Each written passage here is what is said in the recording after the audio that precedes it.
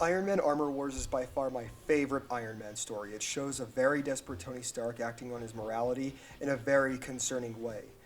While targeting people he thinks are using his technology to hurt people, the story is far reaching in its consequences that blend into other books and kind of cements his character going forward in the books.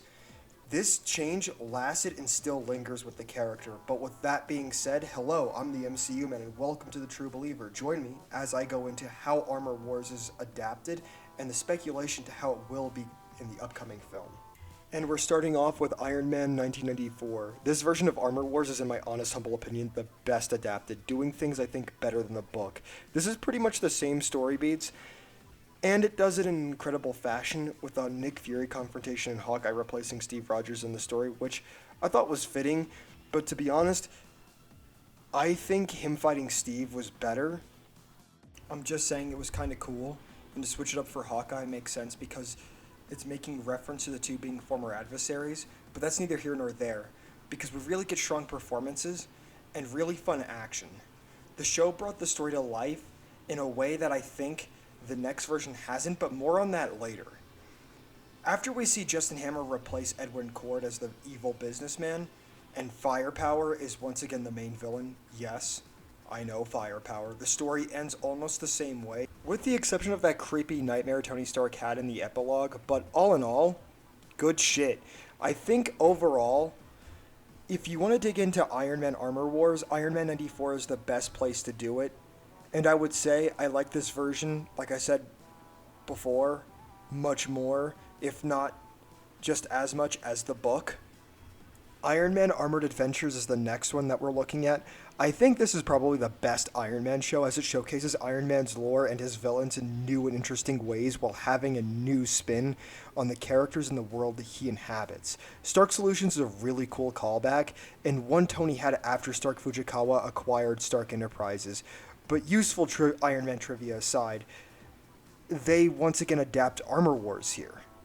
They took the liberties where the main villain is Stain and the physical threats are Force, who was in the book, Shockwave, and Firepower. I think you guys are seeing a pattern here.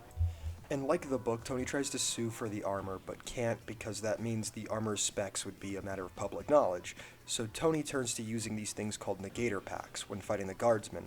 And it is a very interesting situation, one that, like previous versions, echoes the books, but what's most interesting is that Crimson Dynamo and Titanium Man's role in the story is replaced with Force and Shockwave for this version. And to circle back to Negator Packs are things that can pretty much shut down Stark technology. It's a small piece of technology that's meant to fry any and all existing pieces of Stark technology within armored battlesuits. And like that, the book ends without guys like the Controller or a confrontation with Hawkeye or Captain America. I just happen to notice some of the dramatic tension is lost, and Tony in this series doesn't feel changed after combating Stain here. So, this one, all in all, was a fun version of the story, and for what it does, it's one of the more interesting depictions and memorable, but it doesn't go far enough with the lengths that Tony would go to, and it falls short in a few places as an adaptation, but, on its own, it's still a fun ride. And to come full circle with the MCU's take on the story, where it was in one place prior to the new movie coming out in who knows at what time of this recording, but Iron Man 2 utilized aspects of Armor Wars in a very similar fashion, with the exception of Rhodey being the friendly face that Tony has to fight, but I digress. And as far as War Machine Origins go, this works, but moreover, the way it takes from Armor Wars and uses Justin Hammer in place of Edwin Cord yet again works well. This version still had consequences that affected Tony's standing in the MCU and dogged him in Avengers 2012, having others thinking his judgment may be askew when it concerns serious matters. As far as characters flaw go, I would say it's solid. But the Armor Wars film is going to have some pretty big shoes to fill, and hopefully we see some strong characterization with Rhodey and the Iron Man role. It would appear as though Rhodey might go AWOL to preserve Tony's legacy, and hopefully we might get a new Iron Man out of this deal. But it would be nice to see more traditional Iron Man villains like Crimson Dynamo, Titanium Man, Force, and maybe Shockwave. Especially with Dynamo and Titanium Man. They would be the main problem of the Iron Man technology rearing its ugly head as a super arms race, and having them challenge War Machine would be amazing. But most probably Firepower, and that would be the main physical antagonist, while Cord or Hammer will have the main intellectual threat role. Honestly, wouldn't mind if they introduced Tiberius Stone as well, but, if things roll out that way, I'd be cool with it.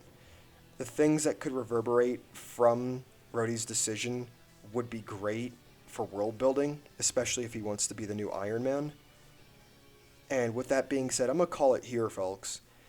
And I would like to know your thoughts in the comment section below. Do you agree with me? Do you disagree? How hyped are you for Armor Wars?